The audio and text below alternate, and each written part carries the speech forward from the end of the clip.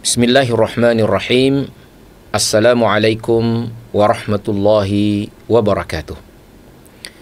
Innal hamdalillah nahmaduhu wa nasta'inuhu wa nastaghfiruh wa na'udzu billahi min shururi anfusina wa sayyiati a'malina.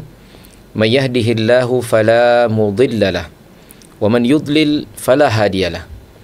Wa asyhadu an la ilaha illallah wahdahu la syarika lah. Wa asyhadu anna Muhammadan abduhu wa rasuluh.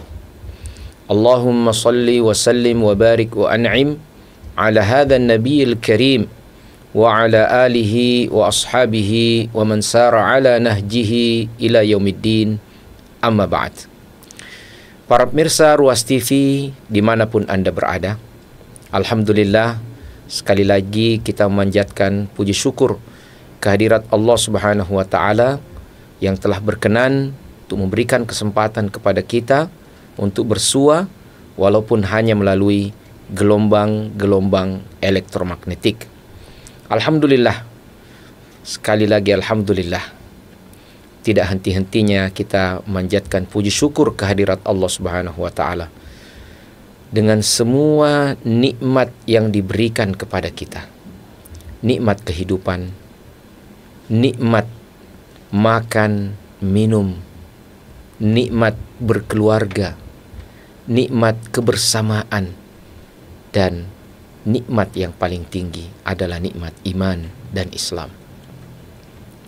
Tak lupa pula kita mengirimkan salawat dan salam kepada junjungan kita baginda Rasulullah Muhammad sallallahu alaihi wasallam, An-Nabiyur Rahmah, Ar-Rahmatul Muhdah, Nabi yang membawa pesan kasih sayang yang universal, Nabi yang merupakan hadiah Allah kepada manusia, Nabi yang membawa kita dari alam yang gelap gulita menuju kepada alam yang terang benderang dengan cahaya ilahi yang menunjuki kita kepada jalan yang benar. Para pemirsa yang dimuliakan oleh Allah Subhanahu wa Ta'ala, sering kita mendengar ungkapan kerinduan manusia kepada surga Allah Subhanahu wa Ta'ala, kepada jannah. Tentu sebagai orang yang beriman kepada hari akhirat, kita beriman bahwa balasan bagi orang-orang yang berbuat baik, beriman dan beramal soleh adalah surga, jannah yang mengalir di bawahnya sungai-sungai, tajri min tahtihal anhar. Begitu ibarat Quran yang demikian indah. Surga atau jannah yang kata Nabi sallallahu alaihi wasallam, ma la ainun ra'at wala udhunun sami'at wala khatara ala qalbi bashar, yang di dalamnya ada kenikmatan yang tidak pernah terlihat oleh mata, tidak pernah terdengar oleh telinga, dan tidak bisa terbayangkan oleh alam pikiran dan khayalan kita. Subhanallah, kenikmatan-kenikmatan tiada tara, buah-buahan dari semua jenisnya dengan nama yang mungkin sama di dunia, tapi kenikmatannya tak bisa dibandingkan dengan apa yang ada di dunia.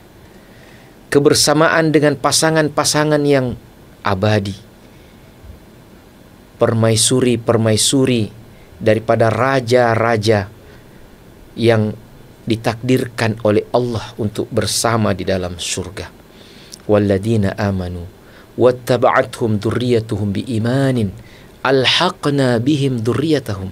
Orang-orang yang beriman dan diikuti dengan keluarganya dengan keimanan pula, maka mereka akan dikumpulkan oleh Allah Subhanahu wa Ta'ala, disandingkan oleh Allah Subhanahu wa Ta'ala, yaitu di surganya yang kekal abadi, khalidina fiha abada. Masya Allah, tabarakar rahman.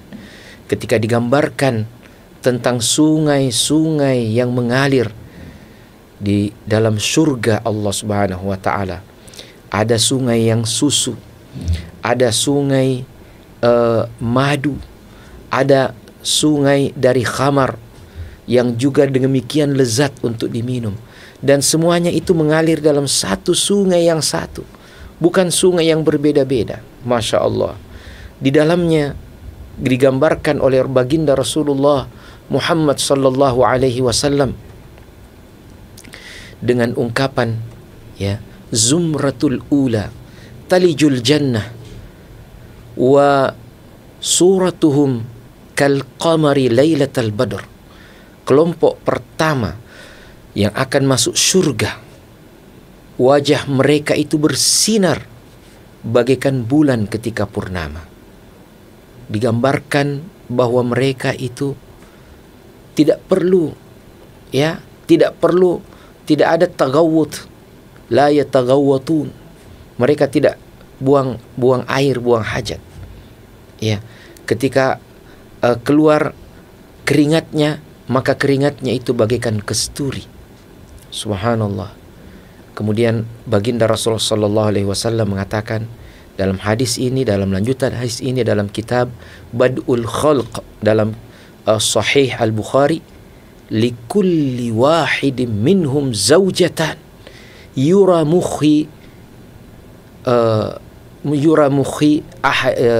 mukhihima, ya, min wara'il lahmi minal husni. Setiap mereka akan dikaruniai 2 orang istri, yang mana kecantikan rupawannya wanita-wanita ahli surga itu adalah sampai terlihat sumsumnya, ya, dari balik betisnya, karena rupawan dan halusnya penciptaannya. Dan ya, mereka itu 2, 1 orang laki-laki mendapatkan 2 orang istri. Berkata sebagian ulama, ini adalah minimal. Subhanallah, minimal 2 orang istri min ahli dunia. Yuramukhu suqi ihdahuma min wara'il lahmi minal husni. Kelihatan tulang sumsumnya dari balik betisnya karena kecantikan rupawan dan kehalusan penciptaan dan bentuk mereka ketika diciptakan oleh Allah Subhanahu wa taala. Subhanallah. Ini adalah keadaan di surga yang betapapun digambarkan, kita wajib mengimani sebagaimana yang disebutkan dalam Al-Quran dan Sunnah. Namun apa yang kita bayangkan dari kenikmatan yang tergambarkan dengan kata-kata itu, hakikatnya jauh melampaui ekspektasi kita. Dan di dalam surga, ahlul jannah akan mendapati nikmat yang paling tinggi. Ketika Allah Subhanahu wa taala berfirman, lilladina ahsanu al-husna wa ziyadah. Bagi orang-orang yang berbuat kebaikan, dia akan dapatkan al-husna, yaitu balasan berupa surga. Wa ziyadah, dan tambahan lagi. Apa lagi tambahannya setelah nikmat ini ya Rabb?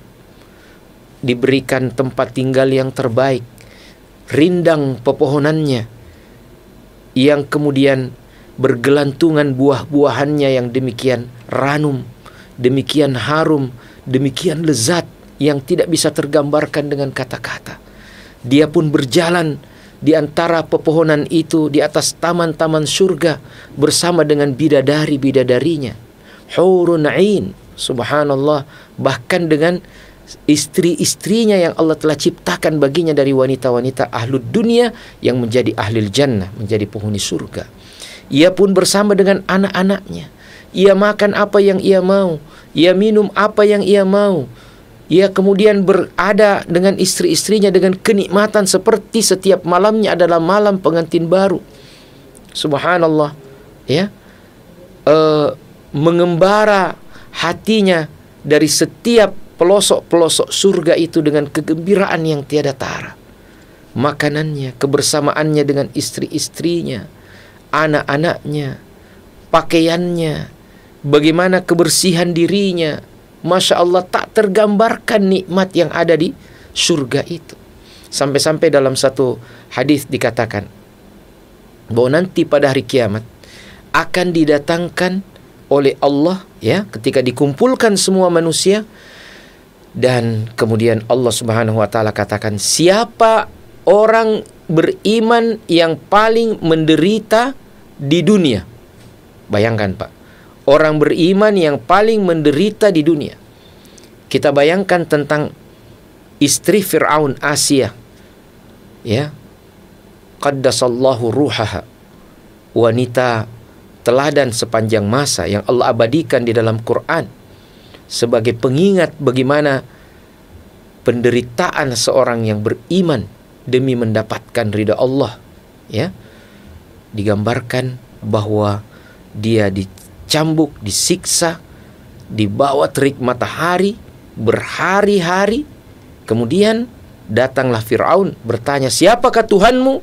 Maka dia berkata, "Tuhanku dan Tuhanmu serta Tuhan seluruh manusia adalah Allah." Iya. Bagaimana penderitaan orang-orang sebelum Nabi Muhammad, sebelum diutus baginda Rasulullah sallallahu alaihi wasallam, ketika pengikut-pengikut Nabi Isa yang mempertahankan ajaran tauhid dikejar-kejar oleh rezim penguasa yang zalim dan kufur. Bahkan di antara mereka ada yang disisir dengan sisir besi sampai terpisah antara daging dan tulangnya. Betapa menderitanya mereka ini. Allah panggil siapa yang paling menderita di antara mereka semua. Kemudian baginda Rasulullah sallallahu alaihi wasallam menggambarkan kepada kita bagaimana Allah cemplungkan saja orang ini ke dalam surga sesaat saja. Ya, mungkin kita tidak bisa tahu berapa ukuran waktunya, tapi sesaat saja dicemplungkan, tak, begitulah kira-kira. Kemudian ditanyakan kepadanya, "Apakah kau pernah merasakan yang namanya penderitaan?" Maka orang itu berkata, "Demi Engkau ya Allah, aku tidak pernah merasakan penderitaan sesaat pun di dunia." Hilang semua bekas-bekas penderitaannya di dunia ketika dimasukkan ke dalam surga. Betapa seharusnya seorang mukmin merindukan keberadaannya di surga yang kekal dan abadi itu. Nah, kita bicara tentang kerinduan, maka sejatinya bukan hanya kita yang merindukan surga, namun surga pula yang merindukan kita, jika kita patut untuk mendapatkan hal tersebut. Dalam satu hadis yang sebagian atau banyak ulama mendhaifkannya, tapi kemudian Syekh Al-Albani menghasankannya, bahwa Nabi SAW pernah mengatakan, "Innal jannata latashtaqu ila thalathatin." Sungguhnya surga itu rindu kepada 3 orang, Ali wa Ammar wa Salman, yaitu Ali bin Abi Thalib, ya, Ammar bin Yasir, dan Salman Al-Farisi. Subhanallah, mereka ini bertiga adalah dari orang-orang dekatnya baginda Rasulullah sallallahu alaihi wasallam, yang mana dikatakan bahwa surga yang rindu kepada mereka. Tentu ini kalau dalam istilah fikih disebut mafhumul adat, ya, bahwa disebutkan 3 ini bukan pembatasan bahwa hanya 3 yang dirindukan oleh surga. Kalau hadis ini sahih, bahwa surga itu merindukan orang-orang yang seperti Ali, seperti Ammar, seperti Salman. Bagaimana mereka ini? Mereka ini adalah orang-orang yang rela jiwanya digadaikan demi kemenangan Allah dan Rasulnya. Mereka adalah orang-orang yang siap untuk berkorban demi mendapatkan, ya, balasan yang indah dari Allah Subhanahu wa taala. Maka dikatakan dalam hadis yang kita kembali tadi, ya, dalam ayat yang dikatakan lilladina ahsanu al-husna wa ziyadah. Wa ziyadah. Nah, ini kata-kata ziyadah ini ditafsirkan oleh para ulama kita sebagai ru'yatullah. Seorang melihat kepada Rabbnya tabaraka wa ta'ala. Bagaimana rindunya kita kepada Allah Subhanahu wa ta'ala. Bagaimana kita ingin meleburkan diri kita dalam kasih sayangnya yang tiada berbatas. Menyampaikan semua keluh kesah kita, menyampaikan semua ketidakberdayaan kita kepada Allah Subhanahu wa ta'ala. Namun ketika kita rindu dengan sedemikian kencangnya, sedemikian mendalamnya, tapi pertanyaannya adalah apakah juga bahwa surga itu merindukan kita? Tadi dalam hadis yang baru saja kita bacakan bahwa surga itu merindukan 3 orang ini. Tentu bukan hanya 3 orang ini. Surga merindukan orang-orang yang lebih mulia daripada mereka, yaitu para nabi, para rasul. Ya. Surga merindukan kemudian orang-orang yang seperti yang disebutkan. Ali, Ammar, Salman.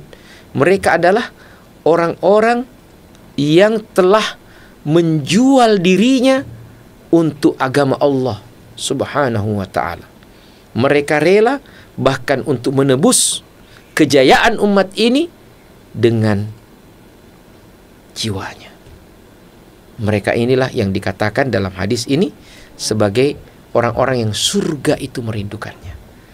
Maka pertanyaannya kepada kita semua, kalau memang kita ini benar rindu kepada surga, maka apakah juga surga itu merindukan kita, merindukan saya, merindukan Anda? Pertanyaan yang hanya akan kita tahu jawabannya ketika kita berjumpa di surga kelak. Ya, Allahumma amin, Allahumma amin. Namun ketika kita melihat kriteria, ketika kita melihat amalan daripada sahabat-sahabat ini, Ali bin Abi Thalib, Masya Allah, dengan kecerdasannya, dengan kepiawaiannya, dengan izin Allah Subhanahu wa ta'ala, menjadi orang yang dirindukan oleh surga. Ya. Ammar bin Yasir, kita ketahui orang miskin papa, bahkan mantan budak belian. Namun beliau radhiyallahu anhu diangkat derajatnya sangat tinggi oleh Allah Subhanahu wa ta'ala.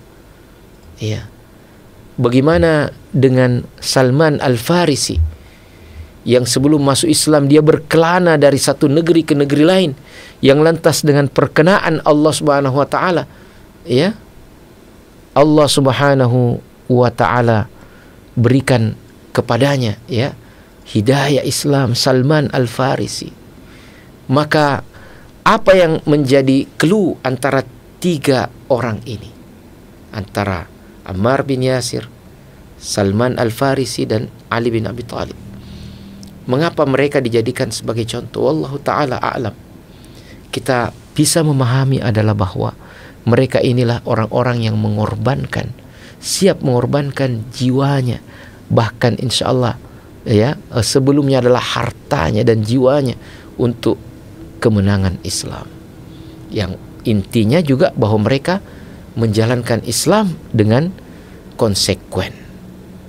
Maka jika kita mengatakan rindu kepada surga, maka mari kita juga jadikan surga merindukan kita. Surga dengan semua kenikmatan yang ada di dalamnya. Bagaimana caranya agar surga merindukan kita? Tidak lain dan tidak bukan adalah bahwa kita memijakkan kaki, ya, di atas bumi yang juga menjadi saksi atas kesolehan kita. Para jamaah yang dimuliakan oleh Allah Subhanahu wa ta'ala, setiap sujud kita adalah berarti tanda ketundukan kepada Allah, ya, dan bahwa setiap jengkal tanah yang kita pakai untuk sujud itu akan menjadi saksi di hari kiamat tentang ketaatan atau kedurhakaan kita kepada Allah. Maka jadikanlah sekeliling kita ini nanti adalah sebagai saksi kita di hadapan Allah bahwa kita telah melaksanakan amanah penciptaannya dengan sebaik-baiknya. Wa ma khalaqtul jinna wal insa illa liya'budun. Tidaklah kuciptakan jin dan manusia melainkan untuk menyembah kepadaku.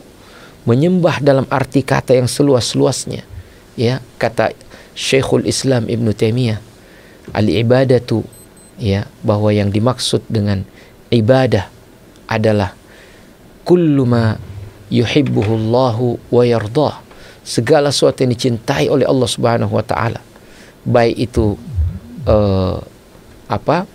dari perkataan, perbuatan yang lahir maupun batin. Apapun yang dicintai oleh Allah itu adalah bagian daripada ketakwaan dan ibadah.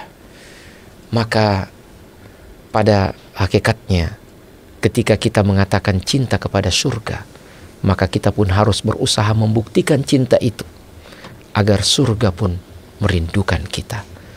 Surga rindu kepada 3 orang sahabat ini karena kecerdasan mereka, keberanian mereka, dan insya Allah keimanan mereka. Maka mari kita menapaktilasi perjuangan mereka, karena bukan berarti bahwa sahabat-sahabat ini ya hanya mereka secara personal yang dirindukan oleh surga. Tentu surga merindukan juga hamba-hambanya yang soleh, baik dari kalangan para nabi, para rasul, para solihin yang lainnya. Namun ya, ketika kita menapaktilasi perjuangan mereka, kita berharap surga pun merindukan kita. Bukan hanya kita yang merindukan surga, tapi surga pun merindukan kita karena ketaatan kita kepada Allah Subhanahu wa ta'ala. Para pemirsa Ruas TV yang berbahagia, mudah-mudahan setiap rukuk kita, setiap sujud kita, setiap tilawah kita adalah bagian daripada kita mengundang rahmat Allah Subhanahu wa ta'ala, agar kemudian kebahagiaan imani ini merebak ya di seluruh penjuru negeri. Jika kita ingin bahagia, maka lakukanlah kesolehan, dan terutama ya dengan Al-Quran yang Allah Subhanahu wa ta'ala karuniakan kepada kita.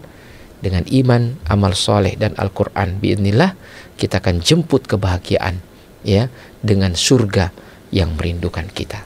Semoga bermanfaat. Hadanallahu wa iyyakum ajma'in.